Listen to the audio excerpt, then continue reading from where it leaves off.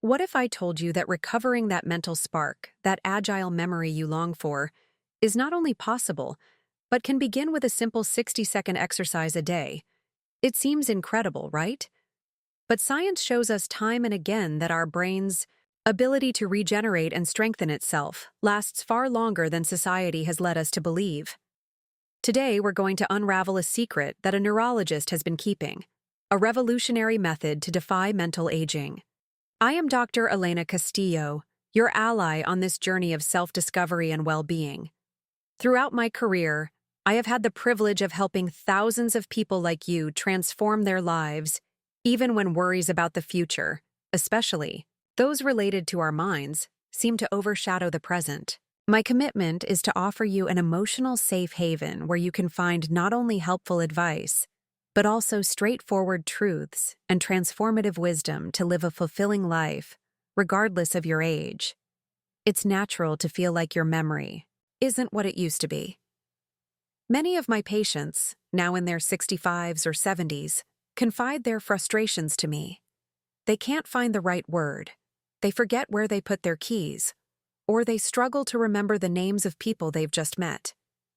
Society has often led us to believe that this mental decline is an unavoidable part of aging, a kind of sentence.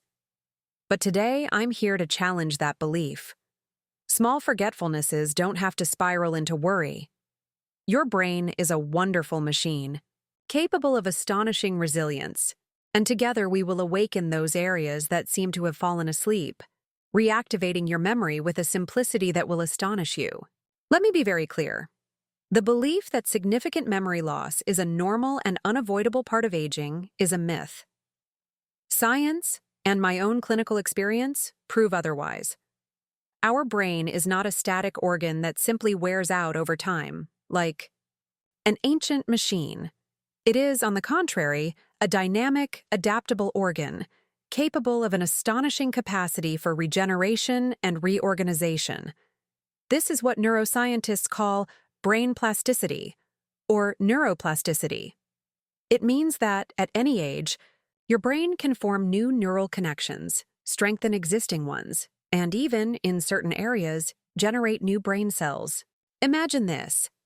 It's as if we have a garden in our minds, and although some plants may wither if we don't tend them, with proper watering and attention, we can not only revitalize them, but also make new flowers bloom, more vibrant than ever. I've seen incredible transformations. I remember the case of Sophia, a 78-year-old woman who came to my office deeply worried. She forgot medical appointments, couldn't remember what she'd eaten the day before, and felt like her world was shrinking. She'd accepted the idea that this was what old age was like. But Sophia, with a spark in her eye, decided she wouldn't give up. Together, we began applying simple, yet profoundly effective principles validated by science. Within months, she not only regained confidence in her memory, but also began learning a new language, something she never imagined possible. Her mind, which she'd thought was deteriorating, was fully expanding. Sophia's story is not an isolated case. It's a vibrant testament to what her brain is truly capable of. What I'm sharing with you is not an empty promise, but a truth backed by decades of research. It's not about reversing time, but about optimizing and enhancing your brain's innate capabilities at any stage of life. Often, minor forgetfulness is a sign that our brain needs a different stimulus, a new approach, and not necessarily a harbinger of inevitable decline. We're talking about a comprehensive strategy, a rediscovery of how your mind can operate at its full potential, even exceeding your own expectations. Aging, when managed well, can be a time of renewed mental clarity, not darkness. Aging, when managed well, can be a time of renewed mental clarity, not darkness. Many of you, with the best of intentions, may already be trying to protect your memory and mental agility. It's common to see people clinging to brain-specific diets or spending hours solving crossword puzzles and Sudoku puzzles. And yes, these methods have their place. Healthy diets are critical to our overall health, that's undeniable. But are they enough to reverse advanced cognitive decline or fully reactivate a mind that feels sluggish? Often, they aren't enough. On their own, because they focus on a small part of the complex brain puzzle. And crossword puzzles and Sudoku puzzles are wonderful pastimes that keep the mind active. Yes. But think about this. If we always use the same muscles, are we developing a balanced body? The same is true for the brain. These exercises tend to activate the same neural networks that are already well developed, reinforcing what we already know how to do, but not necessarily forcing the brain to build new neural highways, to explore territories that have gone silent due to lack of use or different stimulation. The truth is that our brain is an incredibly adaptable organ, but it can also be somewhat lazy.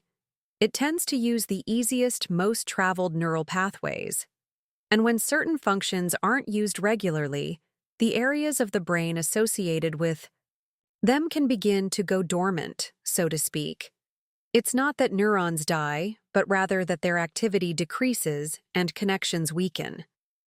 This is where a completely different perspective comes into play, one that many find surprising at first, but whose results are consistently astounding. We've been drastically underestimating the power of a part of our body that, incredibly, is a vital cognitive tool that we've forgotten: our feet. Yes, you heard that right, your feet. It seems so trivial, right? But consider the number of nerve endings on the sole of each foot, the sensory information they process and send to the brain. Think, every step we take, every texture felt, every balance maintained, is a complex ballet of signals traveling directly to our brain, feeding it. Yet in modern life, with restrictive footwear and a lack of direct contact with the ground, we've silenced much of this vital communication, depriving our brains of a constant stream of fresh stimuli. What we propose is not just exercising the body, but using the body, and in particular the feet, as a powerful gateway to awaken those brain areas that have become less active or dormant. By introducing specific movements and stimuli through the feet, we are sending a torrent of novel and challenging information to the brain, something very different from what crossword puzzles can offer. This forces the brain to create new connections, strengthen existing ones, and reactivate those centers that we thought no longer functioned as efficiently, or that had simply forgotten how to process certain types of information. This approach not only improves physical coordination, but has a direct and profound impact on memory, concentration, mental agility, and even mood. It is not a fad. It is a science based on the neuroplasticity of the brain, its amazing ability to change, grow, and adapt at any age. Think of that moment of frustration when a word slips off the tip of your tongue. That feeling of, it's on the tip of my tongue, but it just won't come. Or when you go to the kitchen to grab something and, when you get there, you can't remember what it was. Little lapses, right? We often attribute them to stress, a bad night's sleep, or just getting older. And yes, sometimes they can be just that. But when these episodes become more frequent, more persistent, and begin to affect your confidence, or your ability to perform everyday tasks, it's time to pay attention. These aren't isolated incidents. They're often the initial hints that something in our brain's complex network isn't functioning with its usual fluidity. They are silent signals. Yes, because they rarely manifest as a dramatic event. Instead, they slowly infiltrate our lives, almost imperceptible at first. Perhaps you notice that you struggle to follow a group conversation as easily as before, or that you need more time to process new information. Perhaps you find it harder to plan a series of tasks or remember the order of steps in a recipe you'd previously mastered. The fascinating thing is that often these cognitive difficulties we experience in our higher minds, in our memory, in our ability to find the right word, or in our mental agility, are intrinsically linked to a lack of stimulation in more fundamental areas of the brain. When we talk about reactivating these dormant or silenced areas through the feet, we are talking precisely about revitalizing those neural networks that, without receiving the rich and varied sensory and motor information to which they were genetically designed to respond, begin to operate at a slower pace. It's as if the brain were an orchestra and certain sections crucial to rhythm and harmony had fallen silent, or were playing their part at a very low volume. The stimulation coming from the feet is like a conductor giving the signal again, so that those forgotten sections can once again sound powerful and coordinated. This rewiring is not merely theoretical. We are literally sending a wake-up call to those circuits, a direct pathway to strengthen connectivity, improve processing speed, and, in essence, retrain the brain to regain that lost fluidity. We notice when the word doesn't appear or the memory fades. Now, let me guide you through the first of these 5 simple, yet incredibly powerful exercises. Let's start where we left off. Your feet. Think of your feet not just as the foundation that supports you, but as a detailed map of your brain, an intricate network of nerve endings that communicate directly with vast brain regions. Every step, every texture you feel, every wiggle of a toe, sends an electrical signal to your brain, awakening connections and strengthening neural pathways. Our first exercise, I've affectionately called the awakening of the toes. This is a movement that seems trivial, but has a profound impact. Imagine that each of your toes is a tiny antenna, ready to receive and send information. To do this, sit or stand, whichever is most comfortable for you. The goal is to move each toe independently. Yes, you heard right, independently. At first, you may find it challenging, even fun, as if your toes have a life of their own and refuse to cooperate. Don't worry, that's perfectly normal, and that's precisely where the magic lies. Let's start with your big toe. Try raising it as high as possible, while the other 4 toes remain flat on the floor. Hold for a second, then lower it. Repeat this about 5 times. Then, reverse the process. Keep your big toe flat on the floor, and try raising the other 4 toes together. Again, repeat this 5 times. If you struggle at first, if you see one toe trying to join the party uninvited, or if everyone else rises at once, don't get frustrated. Every attempt, no matter how imperfect, is already sending valuable signals to your brain. It's like when a toddler learns to write or tie their shoelaces. Effort and repetition are key. This exercise, by requiring fine motor control over a body, part we rarely isolate in this way, is directly activating your brain's somatosensory and motor cortex. These areas are crucial not only for movement, but also for processing sensory information and planning. By forcing your brain to differentiate and control each finger, we are building new neural pathways and strengthening existing ones.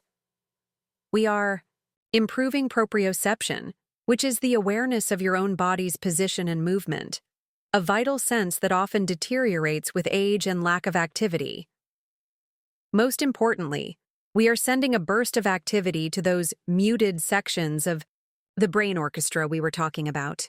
Not only do your feet benefit, but the echo of that activity resonates throughout your central nervous system, setting the stage for greater mental clarity and cognitive agility in your daily life. Think of this as a little warm-up for your brain, a way of saying, it's time to wake up and shine.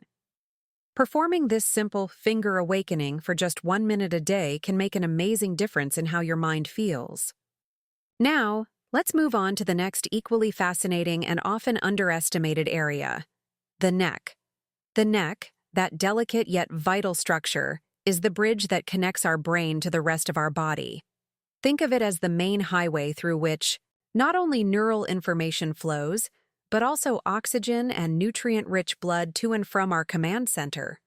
However, in our modern lives, with so many hours in front of screens, accumulated stress, and poor posture, the neck often becomes a storehouse of tension.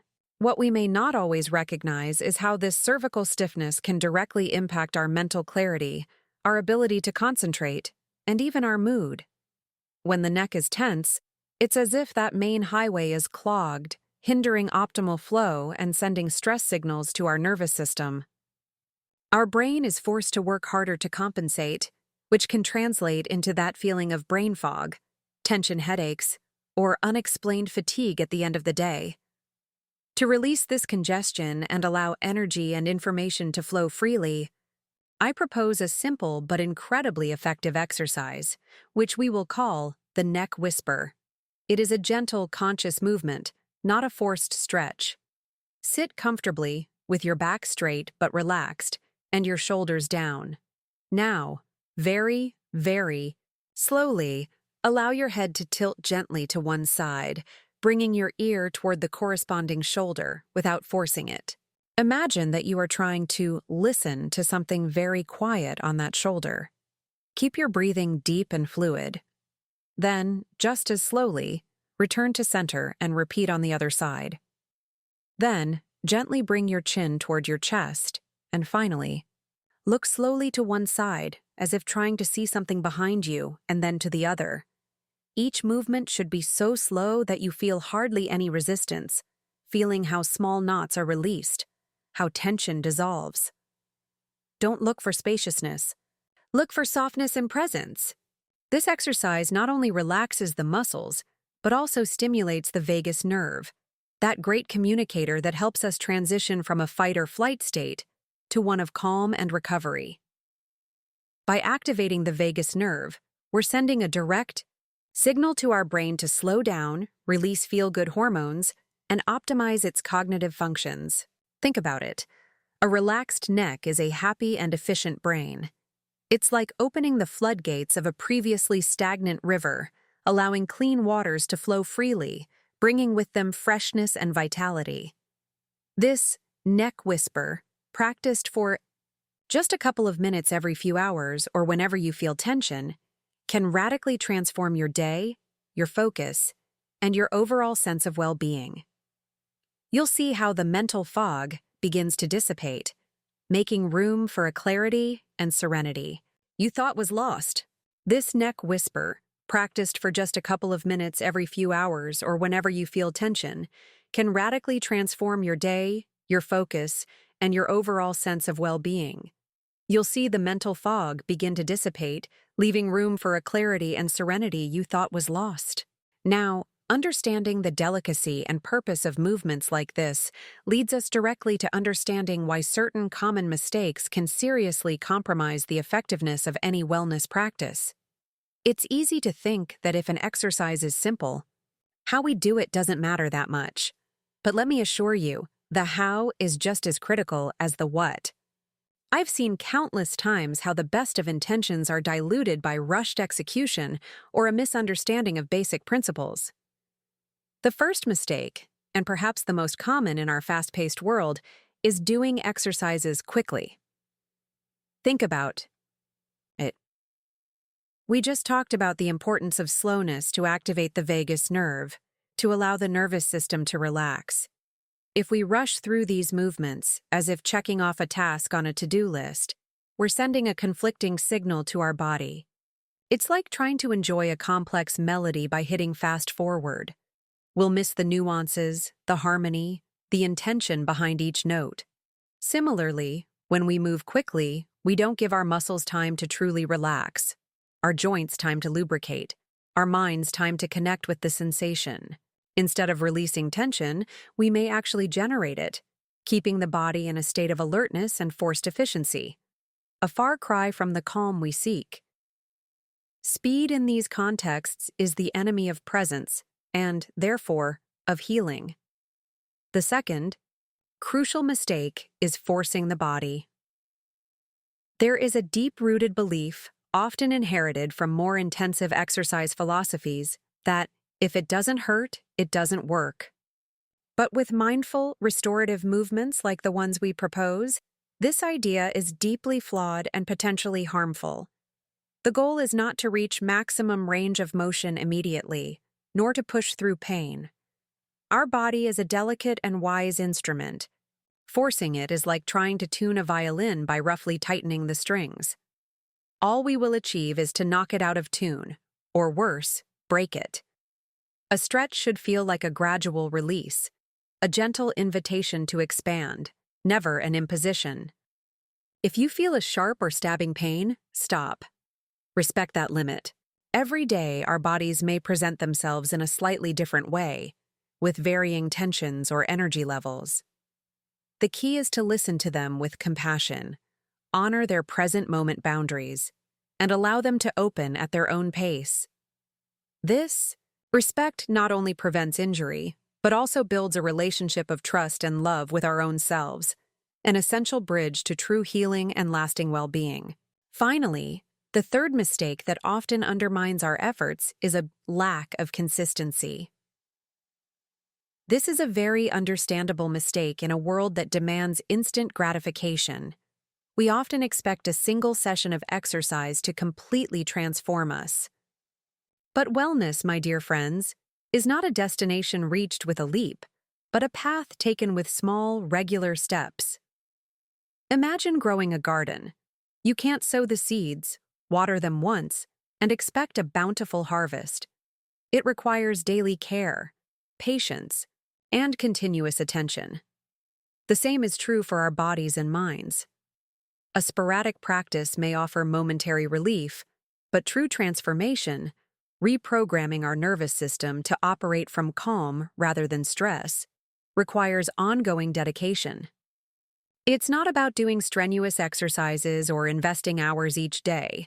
Sometimes, with just a minute or two of mindful attention, repeated throughout the day, we can weave a self-reinforcing tapestry of well-being. Think of these pauses as small anchors of calm that you throw into your day, creating a web of resilience and serenity that expands with each repetition.